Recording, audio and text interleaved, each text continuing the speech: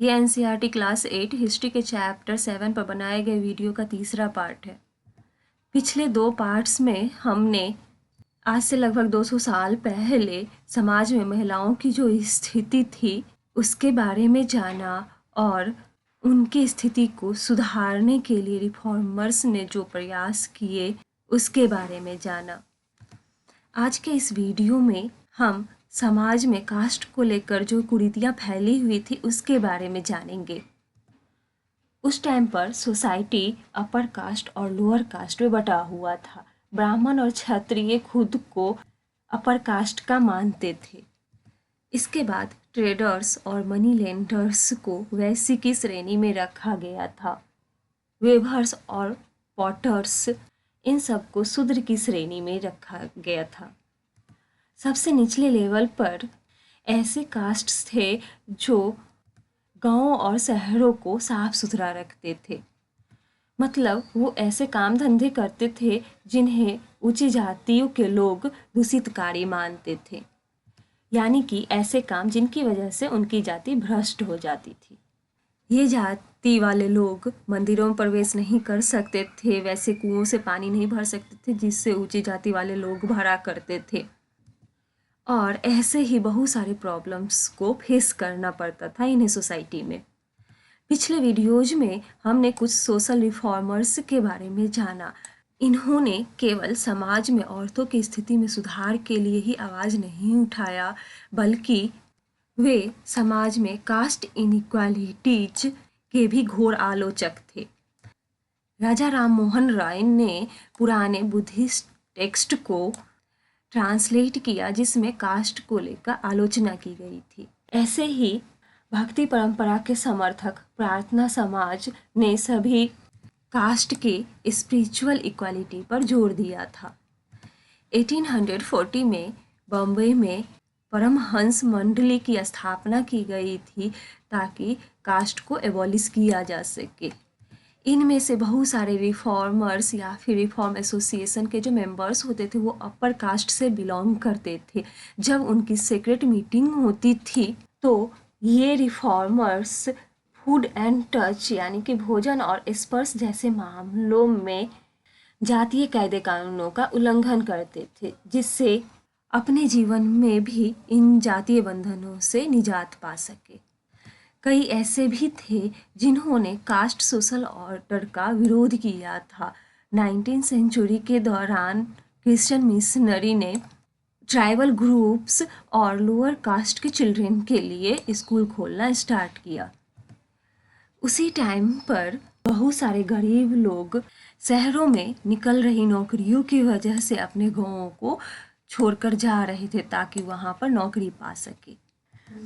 Factories में, municipalities में नए नए जॉब क्रिएट हो रहे थे। शहरों में ड्रेन्स यानी कि नालियाँ, रोड्स, बिल्डिंग ये सब बनाने थे और शहरों को क्लीन करना था, और इसके लिए कुली, diggers, carriers, bricklayers, sewage cleaners, sweeper, palki bearers, rickshaw pullers इन सब की ज़रूरत थी। अब इन सब के लिए लेबर कहाँ से आते? तो गाँव के या फिर स्मॉल टाउन्स के जो गरीब थे, जो लोअर कास्ट के थे, वो गांव से शहर जाना स्टार्ट कर दिए क्योंकि वहाँ लेबर की ज़रूरत थी। कुछ असम, मॉरिशस, त्रिनिदाद, इंडोनेशिया यहाँ पर प्लांटेशन के काम में यानी कि चाय के बागानों में काम के लिए चले गए। नए लोकेशंस पर काम करना बहुत ज़्यादा हार्ड होता था, लेकिन गरीबों के लिए, खास करके वे लोग जो लोअर कास्ट से बिलोंग करते थे, यह एक मौका था कि वो अपर कास्ट के कब्जे से और डेली लाइफ में जो उन्हें अपमान सहना पड़ता था इन सब से उन्हें छुटकारा मिल जाए। यहाँ पर 19वीं सेंचुरी के एक कुली शिप को दिखाया गया है। इस कुली शिप का नाम था जॉन एलन। इसमें बहुत सारे इंडियन लेबर्स को मॉरिशस ले जाया जाता था जहाँ पर वो बहुत ही कठोर काम करते थे। इसमें से ज़्यादातर लेबर जो होते थे वो लोअर कास्ट के होते थे। दूसरी तरह की भी नौकरियां उस टाइम पर आ रही थी, जैसे कि आर्मी में भी लोगों की ज़रूरतें बढ़ गई थी। बहुत सारे महार कम्युनिटी के लोग जिन्हें अनटचेबल माना जाता था, अछूत माना जाता था, उन्हें महार रेजिमेंट में जॉब मिल गई।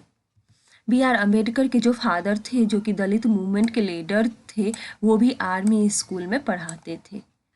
यहाँ पर इस फिगर के साथ दिया गया है who could produce shoes.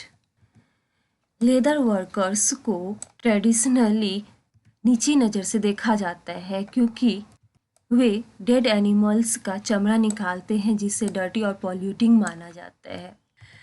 First world war के दौरान आर्मीज के लिए शूज की डिमांड बहुत ज़्यादा बढ़ गई थी। अब कोई और जाति वाले तो इस काम को करते नहीं, तो जो ट्रेडिशनल लेदर वर्कर्स थे या फिर शू मेकर, वही आर्मी के लिए जूते तैयार कर सकते थे और इसके लिए वो तैयार भी हो गए और कोई इस डिमांड को पूरा करने वाला नहीं था, इसलिए इन्होंने इस काम के लिए ऊंची कीमत की मांग की, जिसका उन्हें काफ़ी लाभ भी हुआ।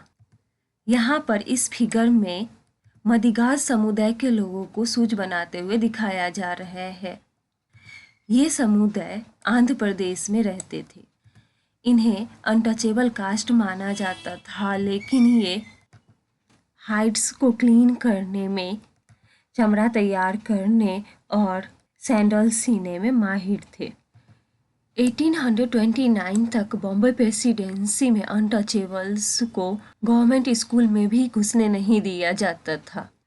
जब उन्होंने इस अधिकार के लिए आवाज़ उठाई, विरोध किया, तो उन्हें क्लासरूम से बाहर बैठकर लेसन सुनने का परमिशन दे दिया गया, ताकि अंदर जो अपर कास्ट के बॉयज पढ़ते थे वहाँ पर रूम दूषित ना हो जाए, पॉल्यूटिंग ना हो जाए।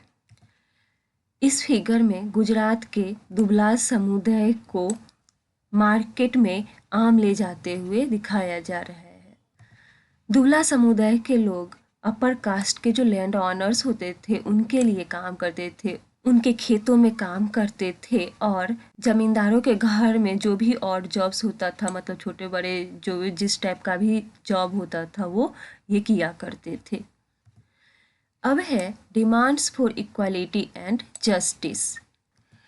19th सेंचुरी के सेकेंड हाफ तक धीरे धीरे नॉन ब्राह्मण कास्ट के लोग भी कास्ट डिस्क्रिमिनेशन के अगेंस्ट आंदोलन करने लगे थे और सोशल इक्वालिटी और जस्टिस की डिमांड करने लगे थे।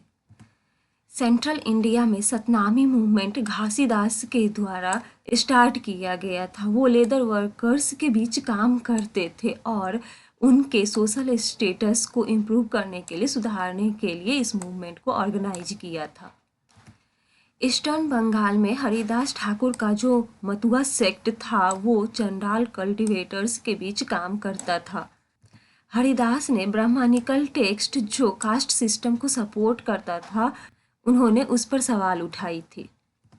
अभी का जो केरला है वहाँ पर इझावा कास्ट के श्री नारायण गुरु ने अपने लोगों को एकता का पाठ पढ़ाया। वे कास्ट डिफरेंसेस के बेसिस पर लोगों के साथ जो भेदभाव किया जा रहा था उसके अगेंस्ट थे। उनके हिसाब से सारी मानव जाति एक ही कास्ट से बिलोंग करती थी। उनका एक फेमस स्टेटमेंट था, ओरू जाति ओरू मतम ओरू देवम मनुष्यानु, यानी कि one cast one religion one God for human kind. ये सारे सेक्ट्स वैसे लीडर्स द्वारा इनकी स्थापना की गई थी जो नॉन ब्राह्मण कास्ट से बिलोंग करते थे और इनके बीच ही काम भी करते थे। उन्होंने उन सारी हैबिट्स और प्रैक्टिसेस को चेंज करने का प्रयास किया जो डोमिनेंट कास्ट का अपमान करने के लिए उकसाती थी।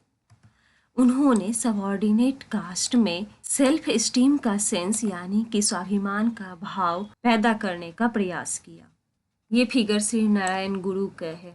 अब है गुलामगिरी। ये एक बुक है कास्टिज्म से रिलेटेड, जिसको ज्योतिराव फुले के द्वारा लिखा गया था। इस टॉपिक के बारे में हम अगले वीडियो में जानेंगे।